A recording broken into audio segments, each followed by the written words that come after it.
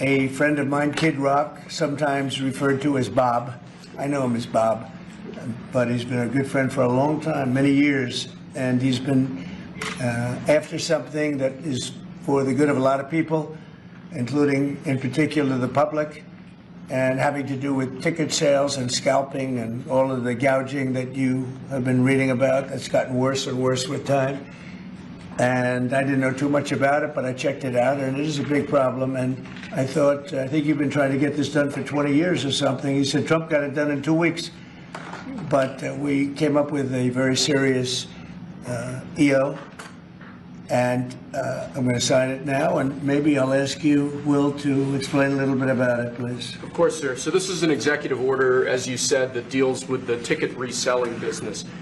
For fans of live entertainment and for entertainers as well, the ticket reselling industry has become a huge issue. These people use bots and computer algorithms to buy up huge blocks of tickets and then jack up the price so that fans of live entertainers like Mr. Ritchie, I almost called him Mr. Rock, don't have access to concerts the way that they should. And when they do, it's at exorbitantly high prices. So what this executive order does, it charges the FTC and the Department of Justice with rigorously enforcing laws on the books in collaboration with state attorneys general that have power over consumer protection and other people who have the power to really crack down on this issue so that entertainers and fans won't be subject to these abusive and oftentimes illegal practices. Good. Thank you very much. Bob, you want to say something? Yeah, anybody who's, it doesn't matter your politics.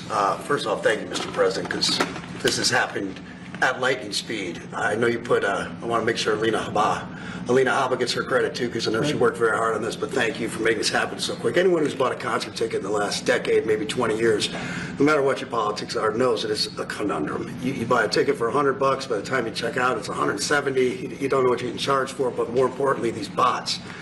You know, they come in to get all the good tickets to your favorite shows you want to go to, and then they're relisted immediately for sometimes a 400% or 500% markup. And the artists don't see any of that money. And, you know, ultimately, I think this is a great first step. I would love down the road if there would be some legislation that we could actually put a cap on the resale of tickets. And I'm a capitalist and a deregulation guy, but they've tried this in some places in Europe, and it seems to be the only thing that's us as artists be able to get the tickets into the hands of the fans at the prices we set. I'll be the first one to say, and I know the president doesn't like when I say this, but I'm a little overpaid right now. It's kind of ridiculous. I would rather be, you know, a hero to working class people and have them be able to come attend my shows and give them a fair ticket price. I can't control that right now, so hopefully this is a step to really be able to make that happen. I know a lot of artists and a lot of fans who love concerts and music are going to be very appreciative of you taking this. And I think Bob is more interested in the fans and the people that are happy to pay crazy prices than he is the artist. Maybe the artist a little bit, but the fans a lot. I've spoken to him over the years about it, and it's been, it bothers him. It bothers a lot of other artists too. You see the artists, and they go out with a $100 ticket and it sells for $2,000 the following night. And they seem to be able to sweep up the best locations too, which is pretty amazing. So they've only enforced that Bots Act one time, I believe. Yeah. A couple of years ago in New York City, I think we got a $2 million fine, and that's the only time they've enforced that act. And who's the primary culprit? Who sells these tickets? It's the scalpers. It's these bots go in and they're automated. So you're. But is there a company involved? You might not want to say. No. Well, there's reselling markets. Yeah. I think I know, Peter. But that's all right. Don't get them involved. Maybe what company do you think? Maybe they're more innocent than we think. Huh? Well, if you think of it, like if Ticketmaster sells a ticket, if you buy a ticket and go to a show, you're in a lot of ways their worst customer. Because they make another 17 whatever percentage every time that ticket resells. So they don't want to enforce the Bots Act necessarily because they're making more money off it. The artists don't see any of that money, but that's not what I'm advocating for, is for me to make more money. I want the fans to have fair ticket prices, be able to go and enjoy more shows. I know people that they decide on a family vacation or going to their favorite concert once a year rather than, you know, my parents used to go see multiple shows when you could afford them back in their day. And I'd like to take my ticket prices lower, but if I set my ticket prices low, these bots immediately eat them up and they resell for hundreds of dollars more, and I'm just making these bad actors rich. Yeah. Well, I think this is a big step to getting it stopped. Do you have something, Brian? Yeah, I do actually. I actually feel that the consumer is going to take the money that they've saved and actually buy merch, which you guys have a big percentage of, or do concessions, which you guys split with the venue on that as well. So I think their We money don't goes share for it. concessions a lot. But No? those are, we try to, but they don't want to share it in the beer prices and parking or any of that stuff. But the bottom line is there's money for everyone to be made. There's plenty of money to go around. No one's going to really lose here. Ticketmaster, if we can get a cap, they're going to lose some money. But I've already talked to the CEO, Michael, and he's given me his word. He's on board for it. I was talking to Jacoby with Papa Roach earlier, and by the way, he's a big fan of what you're doing, President Trump, digging into this whole scalping and the bots. A lot of musicians, you can say that, they're with Kid Rock, sir, on I think this, so. without a doubt. A lot of people are. President Trump, would you ever wear a jacket like that?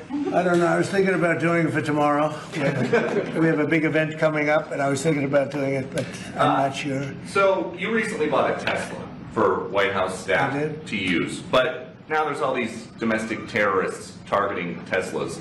Are the staff scared to drive it? I don't think so. I haven't heard. They weren't complaining. I did buy one, and I let the staff use it. We have it parked conveniently, and one day we give it to Margot, one day we give it to Chamberlain, give it to Natalie, we give it to everybody around, give it to Dan Scavino, but he's got so much money it doesn't matter. But they love the car, and it's a great car, and it's made here, it's made in the country. He's got a tremendous plant now in Texas, and he has one in California. Does a lot of his work here, and he's been really unfairly treated, in my opinion. I drive one. And Yeah. there's this other story, I know it's hypothetical right now, but if you were allowed for some reason to run for a third term, is there a thought that the Democrats could try to run Barack Obama against you I'd love for that. his third term? Boy, I'd love that. That would be a good one. I'd like that. No, people are asking me to run, and there's a whole story about running for a third term. I don't know. I never looked into it. They do say there's a way you can do it, but I don't know about that. But I have not looked into it. I want to do a fantastic job. We have 4 years, just about, almost close to 4 years. Time is flying, but it's still close to 4 years, and we're getting a lot of credit for having done a great job in the first almost 100 days. And we have some big things we're going to be announcing over the next 2 days that you know very well, Peter, and I think it's going to be something that's going to bring a lot of wealth back to our country, tremendous wealth back to our country, actually. And other countries are understanding it because they've been ripping us for 50 years, longer, but they've been ripping us off for years, right from the beginning. And I think this is going to be an amazing, I call it a lot of different names, but it's really, in a sense, it's a rebirth of a country, because how we could have afforded to do what we did. We help everybody, and they don't help us. I really, the term I like best probably is the liberation of America. It's a liberation of this country, because it's incredible. Look, we have 36 trillion in debt for a reason, and that accumulates over a long period of time. So I think what you're going to be seeing over the next couple of days will be very inspiring to a lot of people. They had a lot of auto plants being built in a certain country. I don't want to mention the country because we get along great with the country, but those plants aren't being built there anymore. They gave them up today and yesterday, day before, and they're building them all now in the United States. And we have many examples, not only auto plants, chip companies from Taiwan are coming in. The biggest, Mr. Wei, he's big. I said, you are a smart guy, aren't you? I've been reading about him over the years, but he controls a large portion of the chip business, as you know. You don't get smarter. They're going to be investing $200 or $300 billion. Apple's investing $500 billion. They always built their places in China. Now he's building here. I think because of you speak to Tim Cook, because of the election, but maybe more importantly because of the tariffs. He's got really an obligation to do it. But we have many, many companies that you haven't even heard of. But I think we'll be at $5 trillion very soon. And if you think about this, we've never been anywhere near that. I don't know if we've ever been at $1 trillion. What do you mean by that? We're 500. What do I mean by a trillion? 5 trillion. What are you referring to, sir? I think that we're going to be at $5 trillion of investment. I think you're going to have investments very shortly.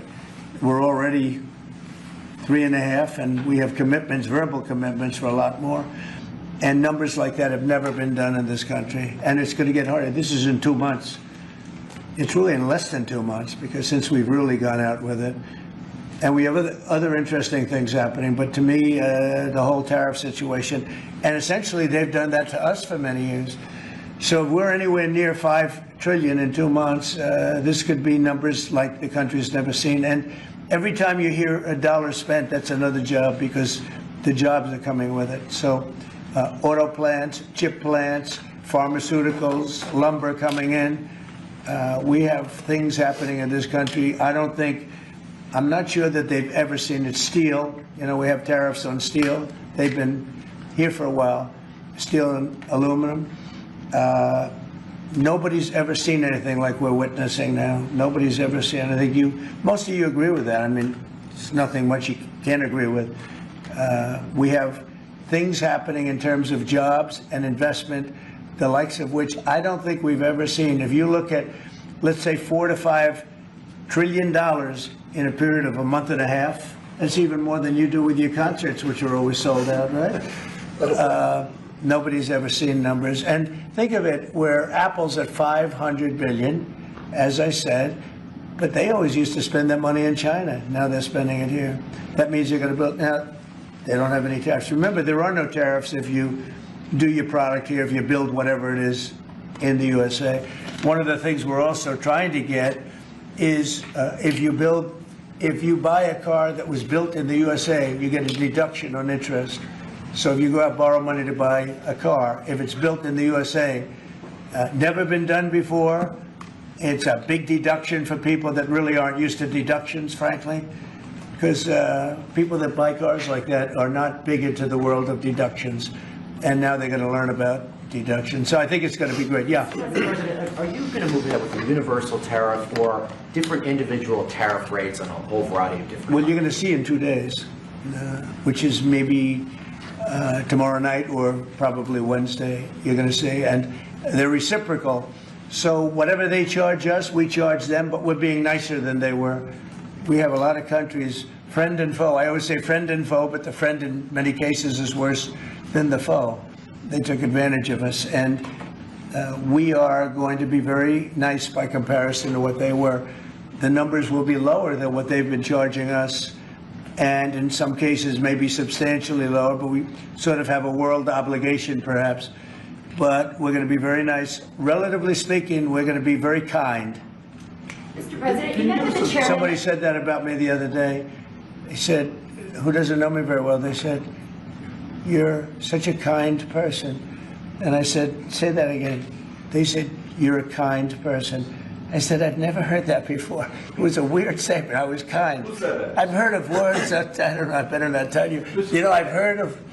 I've been called a lot of things, but it's sort of a different kind of a word. It's like an old-fashioned word, isn't it? Mr. President, you met with the chairman of Stellantis today. Did Yes. he ask you for a pause on the auto tariffs? No. What was that meeting about? Just about some of the problems they have with the environmental, which we're going to clean up. Have any of the automakers? We're going to probably go back to 1920. If you look, we're going to go back probably to a 2020 standard. So we'll have 2020 standard, and that's just a few years ago. Oh, they're making it so difficult all over the world. They're making it. It doesn't mean a damn bit of difference either for the environment. It doesn't matter. They make it impossible for people to build cars. So we're going to be doing much different. 2020 is a strong standard, but they've taken it to a level now that makes it very difficult to build a car. So we're going to be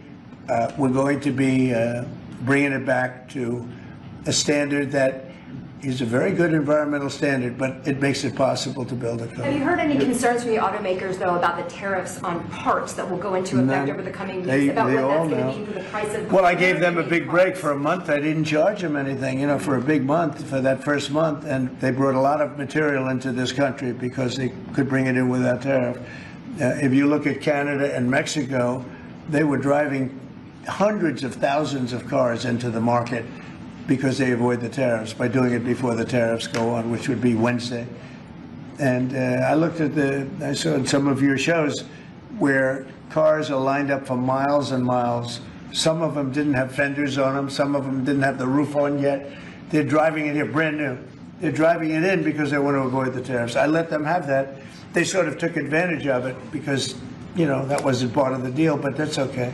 Are there any They're countries- great American car companies, and so I gave them a little break on that, yeah. Are there any countries that you're not targeting on Wednesday?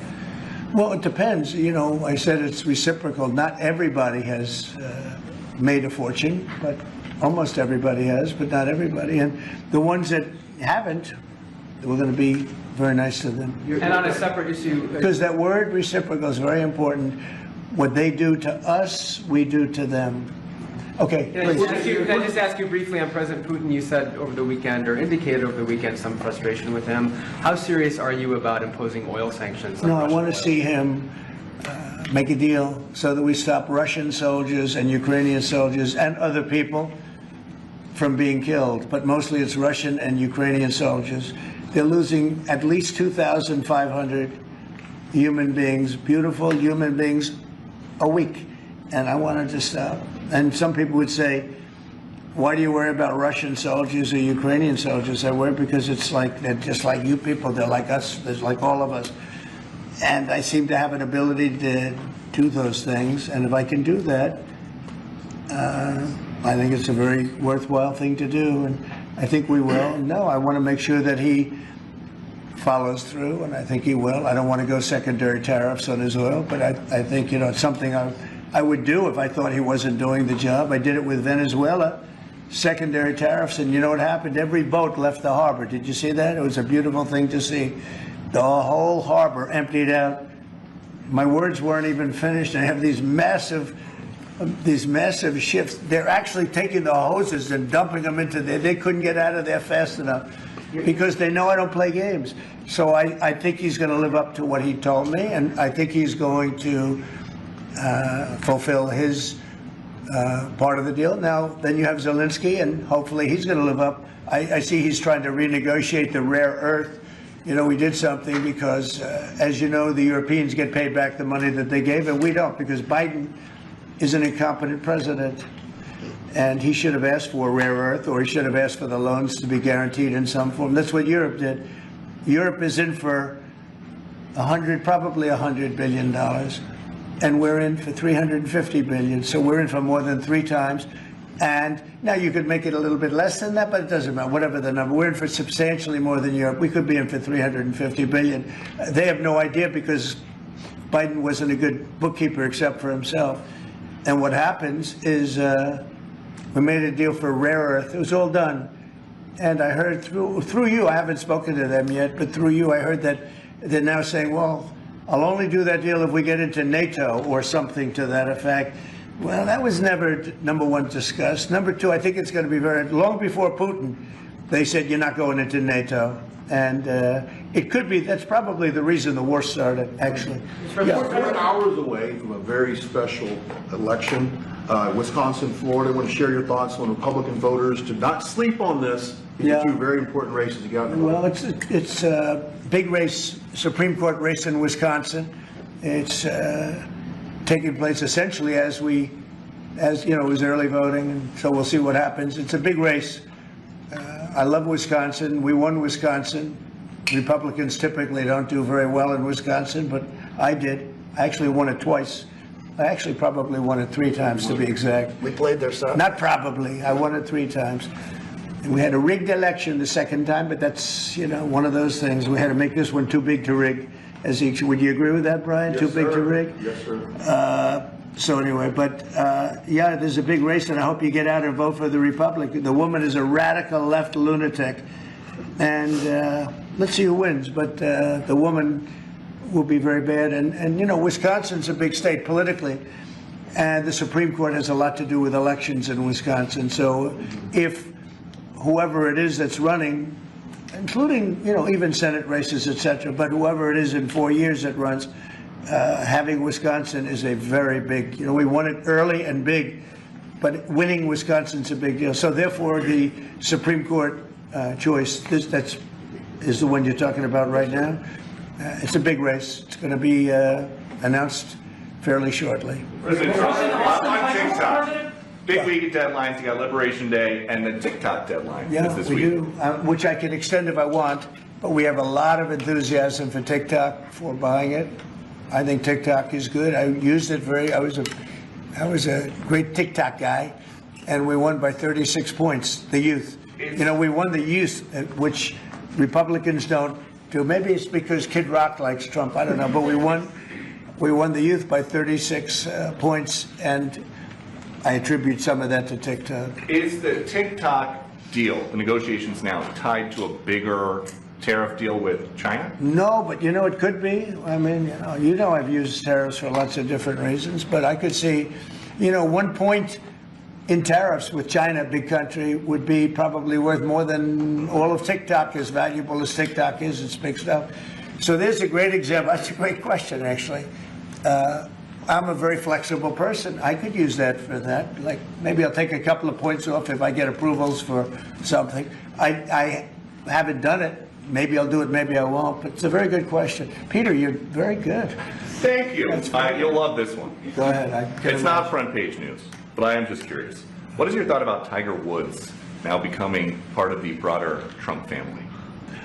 Well, I love Tiger, and I love Vanessa, and they had a great relationship. I happen to think the relationship with my son, I happen to think the relationship was hurt very badly by the witch hunt that went on, Russia, and all the crap that they put Don through, who knew nothing about it.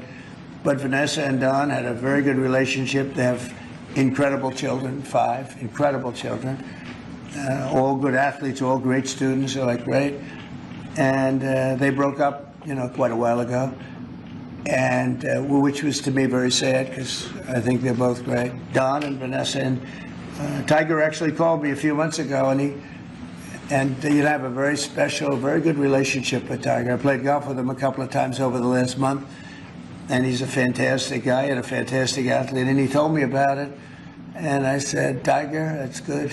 That's good. I'm very happy for both. I just let them both be happy. Let them both be happy. They're both great.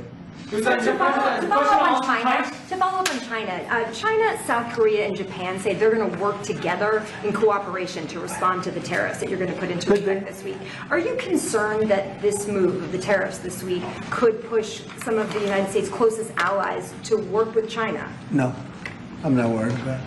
I'm not worried about it. Yeah. Mr. President, can I ask you I about think they have a something? chance of doing better, actually, with the tariffs. It can actually help them in a certain way.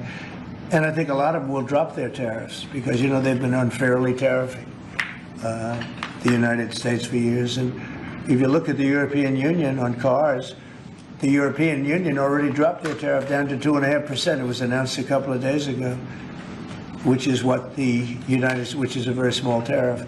The United States charged very little.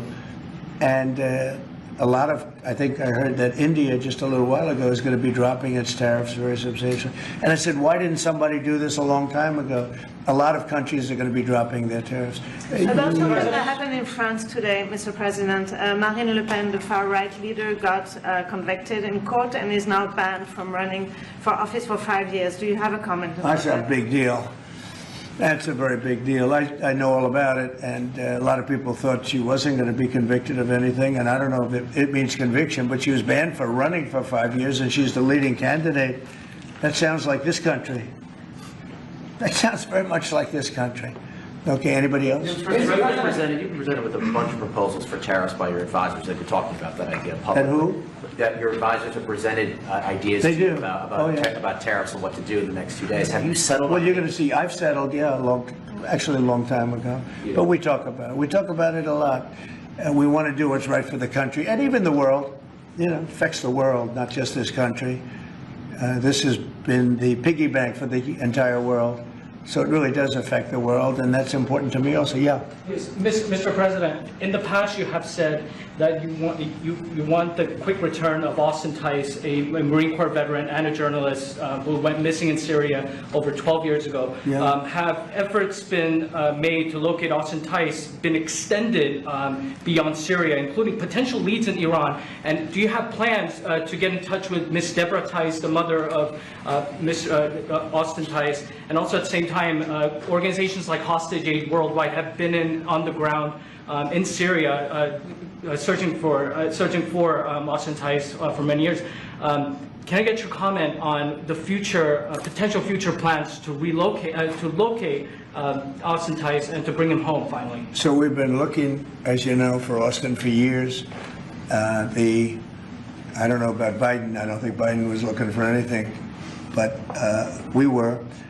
And there's been virtually no sign, you know that. There's been no sign of Austin. An incredible young guy. Be less young now. I mean, it's been a long time. It's been many, many years. The mother is fantastic. She's a very committed mother that her whole life is to find her son, who was in Syria and just disappeared off the face of the earth. So, you know, a lot of bad things happen. But we're always, you know, we will never, until we find out something definitive, one way or the other, we'll never stop looking for him. But we have been, and the response, it's just a lot of dead ends. He's been gone for a long time. The problem is there's never been a sighting. You know, sometimes you'll have somebody you're looking for him and there's a sighting. There's never been a sighting of Austin, but we are out there and we have great respect for his family and for his mother. She's been unbelievable. Yeah, please. President, a question about... No, behind you. No, apologies. Yes, you've had outreach with the leaders of Russia and China. You've made an outreach to Iran. When are you going to plan to reach out to North Korea and Kim Jong-un? Anytime in the near future? Well, I do. I have a very good relationship with Kim Jong-un. Now, you people hate to hear that, but it's very important. I got along with him fantastically, as you know. It started off very rough, very nasty. Little Rocket Man, the whole thing was a nasty deal. And then one day we got a call that they'd like to meet. We met. We have a great relationship. And yeah, we have, there is communication, yeah. I think it's very important. You know, he's a big nuclear nation, and he's a very smart guy. I got to know him very well. You remember I put my foot across the line and then I walked across the line. I don't know if Secret Service was thrilled with that. They actually wasn't. They were not too thrilled. But I have a very good relationship with him. Yeah, we'll probably do something at some point. Yeah, please. Jeff. Who's on your short list, Mr. President, to replace Elise Stefanik as U.S. Ambassador to the UN? So we have a lot of good people that want it. First of all, Elise is fantastic, and I just don't want to take chances where you guys saying, how's the election going? We have a congressional election that's a little bit close. I guess the one is in good shape, but the other one's a little bit close. But Randy Fine is a great guy. They're both good candidates. They're very good. But it's, you know, a little bit, we want to be careful. And Elise is very popular in her district, and so am I. We won by a lot of points, and so did she. And there's a lot of people that wanted to run for it, but we have no idea, are they going to win? I think it's just security. And I said, Elise, what about going back? Because they love you there, and she's going to take a big leadership position with Mike Johnson and the group, the speaker. And I can tell you that for the replacement, we have a lot of people that have asked about it and would like to do it. David Friedman, Rick Grinnell, and maybe 30 other people. Everyone loves that position. That's a star-making position. And so we'll see what happens. But we have a lot of people that are interested in going to the United Nations, as you can imagine. Yeah. Just get a quick music question. Favorite song to play live is what? And then my question for you, Mr. President, your favorite rally you did last year, 2024. What was your favorite one? Favorite song to play live? Yeah, favorite song to play live. Oh, that's a tough one. It'd have to be one of the hits, probably Cowboy or Ball with the Bar. There's a song that I've played every night that was never a singular hit that I probably should not say the words to in this office right now. And then for you, Mr. You never met a certain by the person way, like his me. rallies are amazing. He does great and gets big crowds. He's really a star when it comes to that. He is a very talented guy. I would say maybe Madison Square Garden, Yeah. because anybody that was there, the owner of the garden, Jim Dolan, who's, you know, to me always been terrific. He said this, he's never seen anything like it. when you announce Madison Square Garden, you know, it's a big arena, but we sell out big arenas. We sold out in Milwaukee. We sold out at every big arena. We never had empty seats. It's amazing. They talk about Bernie Sanders gets 2,000 to 3,000 people. Everyone said, these crowds, I get 107,000 people in New Jersey. In Butler, PA, we had over 100,000 the second time. We had 55,000 the first time. We have big crowds. I would say Madison Square Garden because I grew up in New York and the Garden is great. Jim Dolan treated us well, but everybody said that because I think I could have filled it up 10 times. We had hundreds of thousands of people that were stacked all the way back to the Hudson River and on the other direction back to Fifth Avenue. Nobody's ever said, I don't mean with a line, I mean like 50 deep, this way. The streets were closed, the whole thing, it was crazy. And when you take that, you know, you want to do well at Madison Square Garden. You don't want to have empty seats. But we could have sold it out, Brian, 10 times, and everybody knew it. And I think we got a good indication that that's where the election was going. And we won every swing state, and we won by millions of votes. It was a great election, yeah. Mr. President, the U.S. military transferred 17 individuals to El Salvador overnight. Did you discuss with your team whether these deportations would run afoul of any recent court orders? No, I do want to thank, however, the president. He has been unbelievable and, you know, in relation to us. But I think that our people have done an incredible job. You know, I got elected on the basis of getting bad people out of our country that shouldn't be here, very dangerous people out of our country. And that's what I did. And then you have a judge that wants to take over. And I can't imagine it can be allowed. If it was up to him, they'd all be put back in our country. And these are killers. These are drug lords. These are really bad people.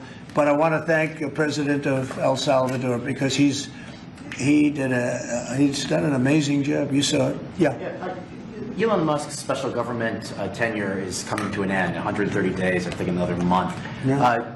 Do you want him to stay longer, or is it time for him to go back to running his companies in Europe? Well, I think he's amazing, but I also think he's got a big company to run. And so at some point he's going to be going back. He wants to. Did you want to keep him around? But, I'd keep him as long as I could keep him. He's a very talented guy. You know, I love very smart people.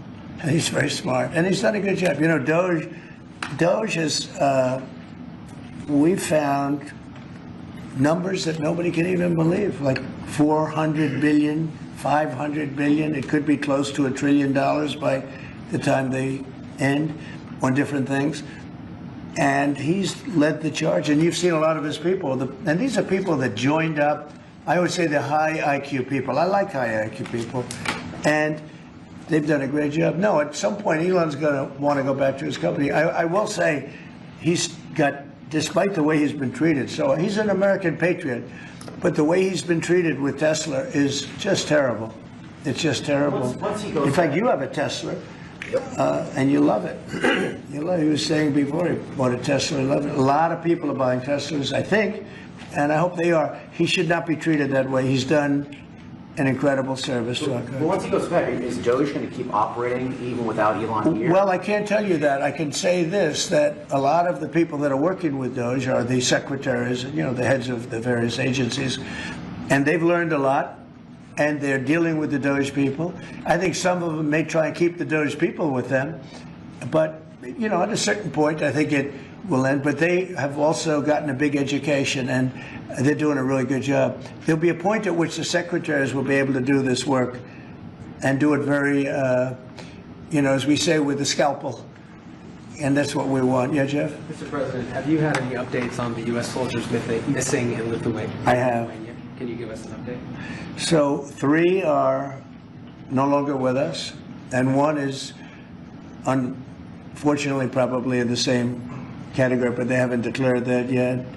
It was a very heavy truck, like a toy, but I mean, really heavy, that lifted the heaviest equipment. And it would seem that the bank of a lake collapsed. You know, the weight is so big. And it was at night, and it was very cold weather, and ice, a lot of ice. And it's possibly slipped, and the weight is so enormous of this thing. It's a massively heavy vehicle. And if they slipped a little bit, that's probably what happened, and it flipped. And 3 are gone. and one is missing. On a separate topic, follow-up on immigration, did you see the video of the Tufts University student who was taken off the street by ICE agents last week in hoodies and masks? There's been a lot of criticism of that. Are you comfortable with how that was handled? Well, I haven't really looked at it in any detail, but I will. I mean, I have seen it quickly, but not, I wouldn't want to comment on. Yeah, please. Yeah, Mr. President, would you be able to confirm recent reporting that you are making plans to go to Saudi Arabia next month? And if so, why is Saudi Arabia so important? So I have a very good relationship with the Middle East. In fact, if you look at Michigan, I won the vote by a lot. People were a little surprised. And I have a very good relationship with Mohammed and the king. His son is Mohammed, he's great. Crown Prince, actually he's prime minister too. He's got a lot of good titles. But he's great, and the king has been wonderful. And if you remember, last time I went to Saudi Arabia, I put him first on the list because they agreed to buy $450 billion worth of American goods, military and otherwise. And they did, and it was an unbelievable day. It was in this gorgeous ballroom, and companies were there from many, probably 100 companies, and they were given anywhere from $40 or $50 million to less, and more, actually. Okay, some of them were given numbers that were just many times that amount. I think we had a couple of $20 billion deals and big stuff. And it's a very rich country because of oil. And we are a very rich country ultimately when we straighten it out because of oil. Oil is always good. And I agreed to do it again, and they've agreed to spend close to $1 trillion of money in our American companies, which to me means jobs. So they're going to spend hundreds of billions of dollars giving them to American companies that are going to be making equipment for Saudi Arabia and other places in the Middle East.